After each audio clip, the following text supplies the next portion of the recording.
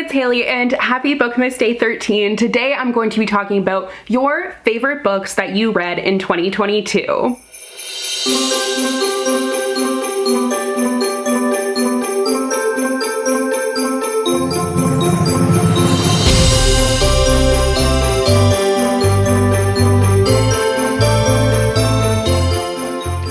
Did this video idea for Bookmas for the first time last year and I loved doing it so much. It is probably honestly my favorite Bookmas video, so I was thrilled when so many of you asked to see it again this year. Basically, what I do is I put out like a Google form around like mid-November or the end of November that is essentially asking you guys for your favorite book that you read in 2022 or like that year, obviously. So it doesn't have to be something that came out this year. It's just like whatever was your favorite that you read. This year I also added on like your reasoning why, so I have some quotes from you guys, which I think is super fun. But for this list, I'm going to be doing it like I do my personal favorites list, where I'm counting down to like the #1 book of the year according to you. So I essentially went through, saw what books were the most mentioned, so like it is a mix of books that came out this year, but also there are a lot that didn't come out this year. Obviously, like there are going to be quite a few that came out this year that are on the list just because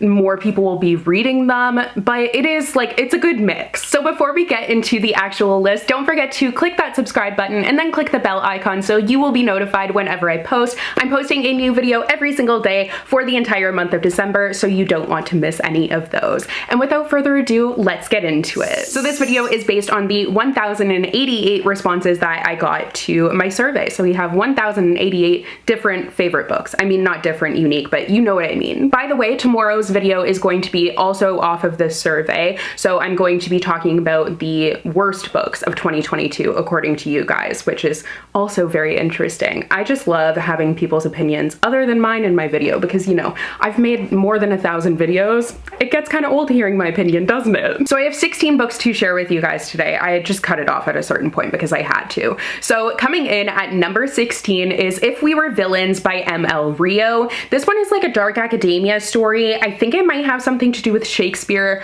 I'm not exactly sure.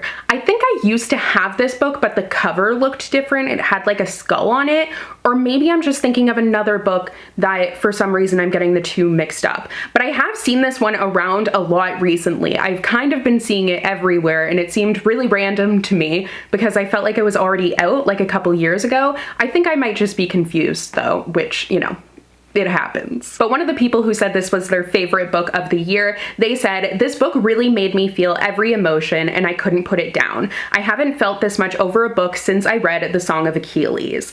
I haven't read The Song of Achilles yet, but I know I've heard it's very, very emotional and I've heard some amazing things. I'll have to try and get to it in early 2023. But I mean, if someone says that the book is like The Song of Achilles, which is super popular and like beloved, then this must be a really good book. Maybe I need to check this one out, because if it is the book that I thought, I did own it, but then I unhauled it. So maybe I need to pick it up again? I don't know.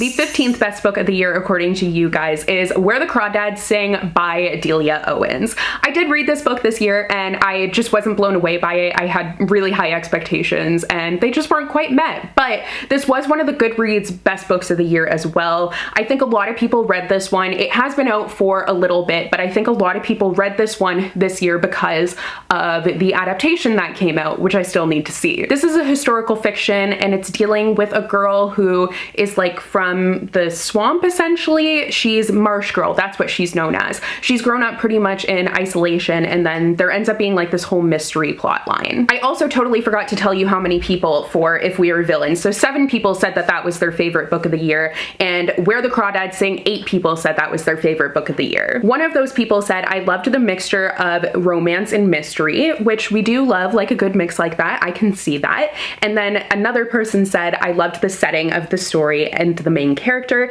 and the biology/ecology aspects of the book." I did actually really enjoy that part of it. Like the addition of biology and ecology made it very different. And also it was like just generally different than the usual historical fictions that I would read.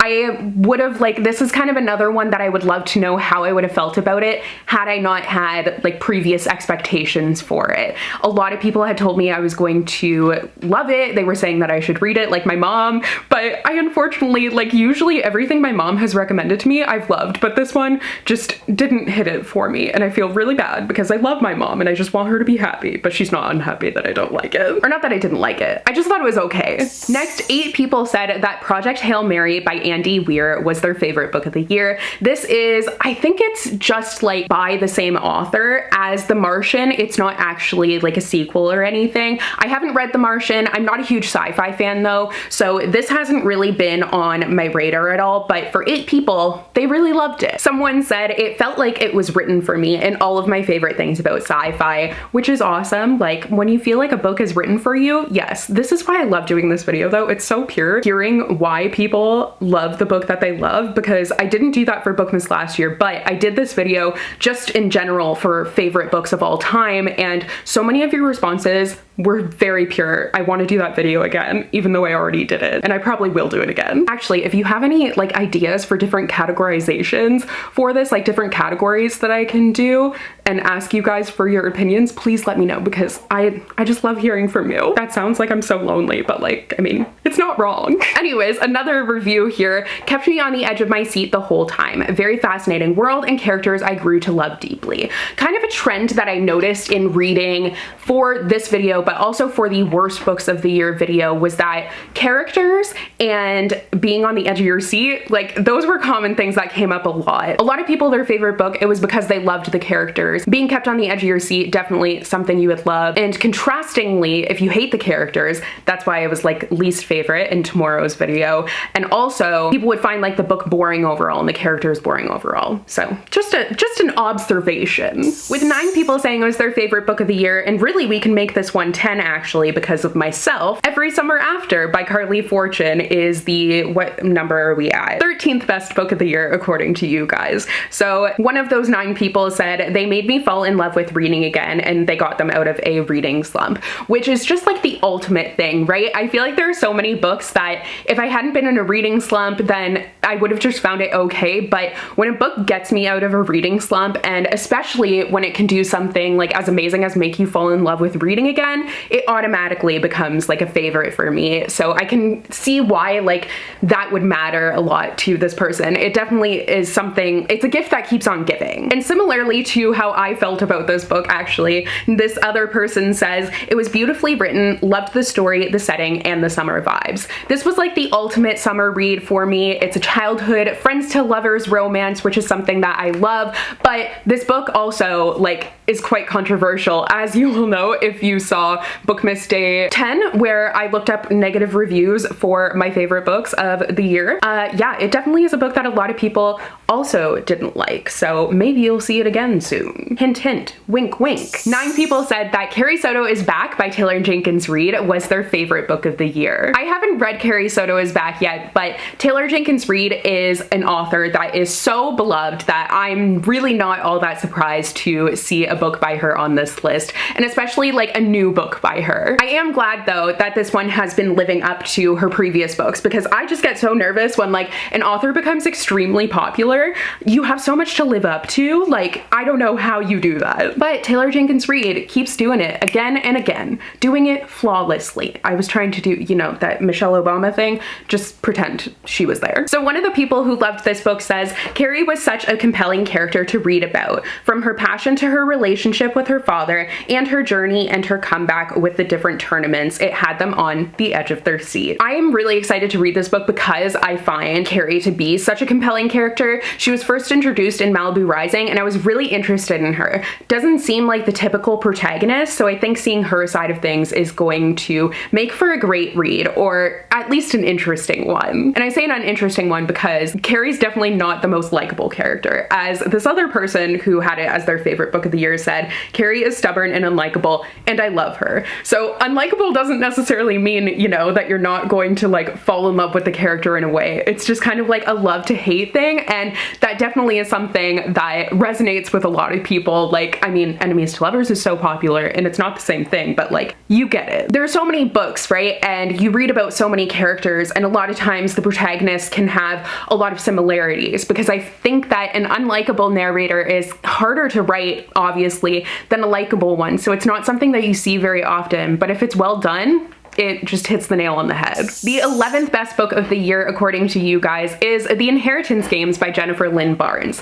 This book came out, I think, last year. The first one came out. No, actually, it was 2 years ago now. But it's been very hyped up. I really enjoyed it. Like, I think it might be a little bit overhyped, but like, I understand why people really like this one, and I would recommend it. I think it was like a solid, cool, different sort of mystery read for me. I didn't continue with the series just because I was kind of like over it. I ended up DNFing the second book of the series, but I'm glad that like other people are enjoying this one because I think it is a solid read. So this person says, I loved how easy it was to read and how simple it was. It felt like the mystery books I used to read as a kid, and the mansion sounded so magical and fun. That is so true. Like, the mansion sounded really interesting, definitely somewhere where you would kind of want to get lost. It reminded me a little bit of like the Winchester Mystery House, which is kind of near where my sister lives in California. So like, I went there actually for the first time this past year, but I have heard of it from her quite a few times. And it just seems like the kind of place that like you would love to just explore the crap out of. I particularly enjoy how this person says that it reminded them of books that they used to read as a kid, because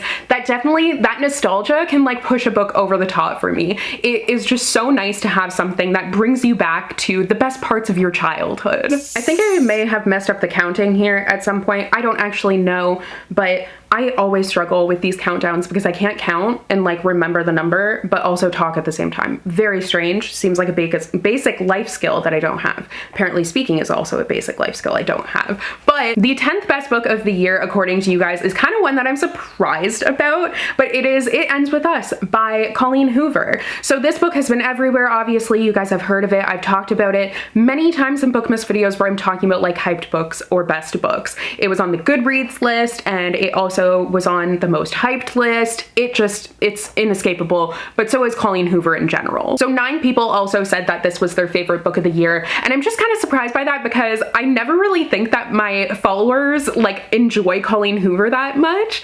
I know that on TikTok she's very popular, but I don't think that that has really translated across all of the bookdernet whatever. I know she's a very like controversial author, so I was kind of surprised by this, but like, I'm not saying that's a bad thing. I myself have read It Ends With Us and I enjoyed it. I liked it. It didn't like blow me away or anything like that, but it is like so incredibly hyped. One of those 9 people said that it was actually relatable to something that they went through themselves, which I'm very, very sorry to hear that, but I'm glad that you were able to find a book that you can relate to, and I hope that you're in a safe space now. This is a book that deals with abuse, so it is like definitely a hard and could be potentially triggering read. I would look up trigger warnings before going into it, but I know from experience, like reading a book that has a character who is going through something that I've gone through can mean so much to me, or like is feeling something relatable to something that I felt.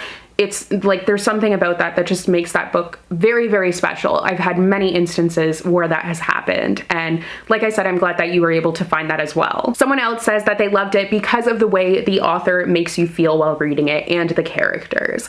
I feel like Colleen Hoover does do a really good job of writing character-driven stories. She definitely has characters that like you can get into, you can get to know very well. So because you become so invested in them and their experience, it definitely can make you feel a lot of things. Actually, getting back to Colleen Hoover again, the 9th best book of the year, according to you guys, is Verity by Colleen Hoover.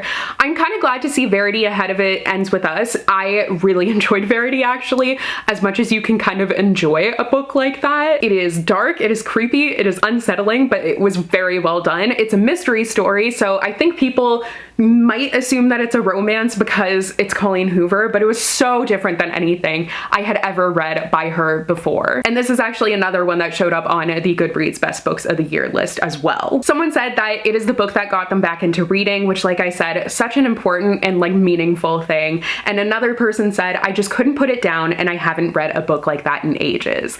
There's something about a book that like you can't put down and you have to keep reading. It's something that sticks with me as well. And this was totally a book that I couldn't put down. Just the sheer fascination and like morbid curiosity, it kept me going until the very end. Another person said that it was so hard to put down as well, and as soon as they started the book, they couldn't stop reading. So this is a book that like hooks you and then keeps you there, and then afterwards you feel like someone was just shaking you or something. You are like, what just happened? But in the best way possible. So I understand people being very like impacted by that. The 8th best book of the year, according to you guys, is definitely one that I really, really need to read, and I cannot believe that I haven't read yet, and that is All My Rage by Sabaa Tahir. 10 people said that this was their favorite book of the year, and I definitely need to get to this one, and hearing you guys rave about it has put it like that much higher on my TBR. I guess this is going to be a really emotional story from what I've been getting of like the reviews that I was reading. So one person said, can't stop thinking about this book and these characters.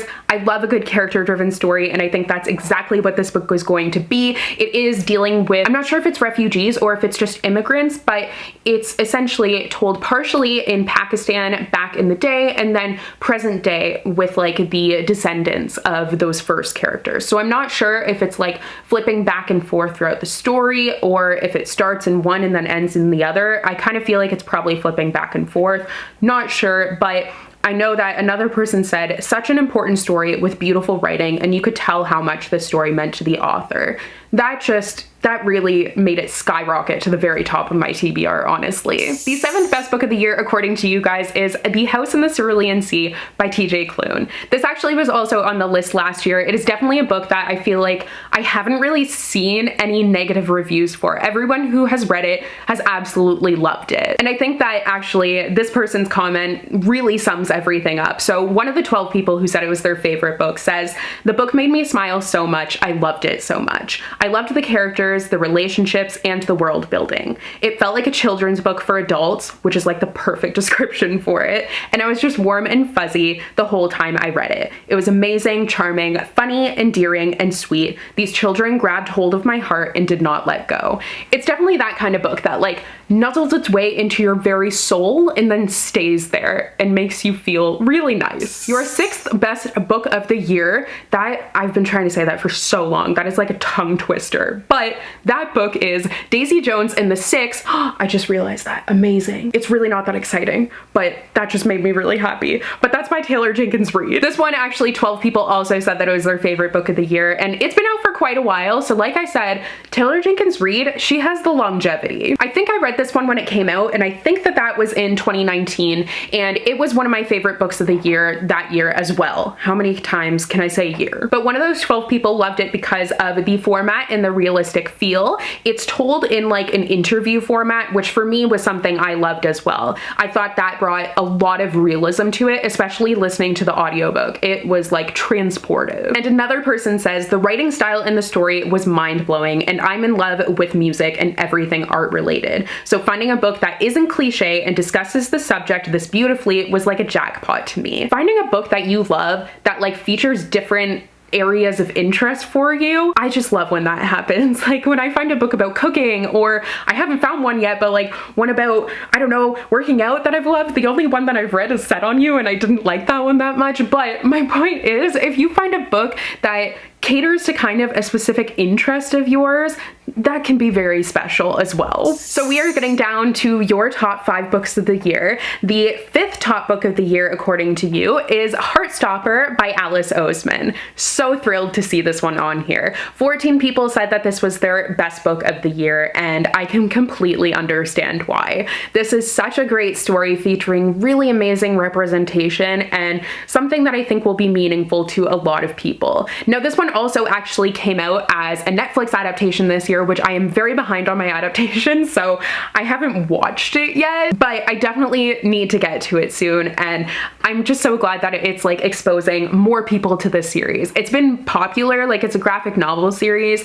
and actually it's a webtoon originally, but it's been popular for a while now, but now it's kind of reached some like mainstream popularity, and that probably has led these 14 people to find a new favorite. By the way, I just did this with like Heartstopper in general. Some people specified volumes or said the series or whatever. I felt like I would just do the series. It was easier. So someone says, Heartstopper was really wholesome and cute and great to see representation of queer teens like me. Honestly, representation is so important, and you can tell by what this person said that this was so important to them. Like having someone that they felt like they could identify with and see themselves in, that means a lot to someone. And I'm really glad that this book exists because I think it provides that for a lot of people. Someone else also said, so much good representation. It was happy, heartbreaking, and heartwarming all at the same time. It absolutely was. Like, it is this happy, sweet story. It warms your heart, but it also breaks it at the same time. You really come to feel for these characters, and it just is a very, very sweet read. Your fourth best book of the year, this one has come up a lot as well. It's one that I hadn't really heard of all that much, but you guys have been talking about it a lot. So I definitely am maybe kind of out of touch with some of the hyped up books, but Babel by R.F. Kuang, this one is the fourth best book of the year, according to you guys, and it has 19 people saying that it was their favorite book.